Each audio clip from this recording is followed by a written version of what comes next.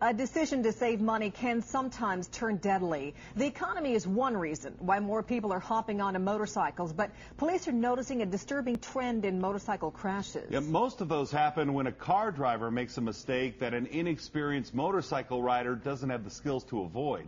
But as Crime Tracker 3's Denise Speidel found out, there's one deadly mistake that even experienced motorcycle riders are making. They look like motorcycle helmets, but according to Sergeant Tim Bedwell, they certainly don't act like them.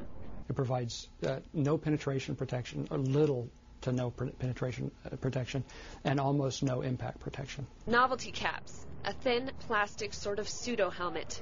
Police have a more derisive name for them, brain scoops. Where did this term brain scoop come from?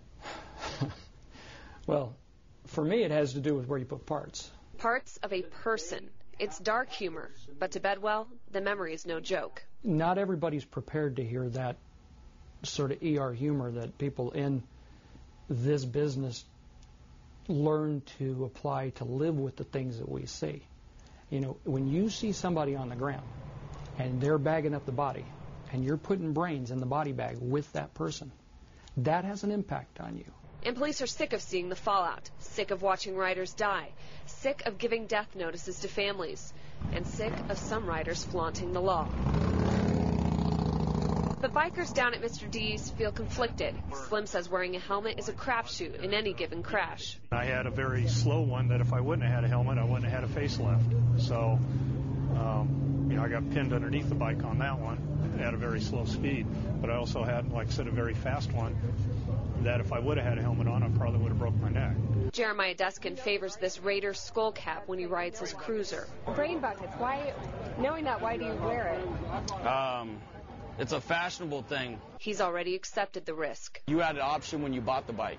You knew that there's a risk. But Deskin is married with children, and those are the people Bedwell fears for the most. It's not just them that gets affected if they're killed. It's not just them that's affected if they become quadriplegics or paraplegics. Somebody has to take care of them the rest of their lives. So it's kind of selfish to have the attitude that, well, I'm going to be a rebel because it looks cooler. Still has the blood on it from the accident. I mean, I have to ask, is this NDOT approved? That's a DOT, yeah. Okay. Bedwell's overriding opinion, the dot makes a difference. It did at a recent crash where two motorcyclists went down in the same location, going the same speed. The motorcyclist that was wearing a full-face DOT-approved helmet walked away. The motorcyclist that had a novelty helmet on his head went directly to UMC in extremely critical condition for brain injuries. There's science to back up that story. We looked at the most frequently cited report on motorcycle crashes. It says that people who don't wear a DOT-approved helmet are more likely to be injured or die in a crash. And people without helmets suffer greater injuries at slower speeds. For Crime Tracker 3, I'm Denise Speidel. And if you want to check out that report, maybe show it to a friend of yours who rides a motorcycle, we put a link to it on My News 3.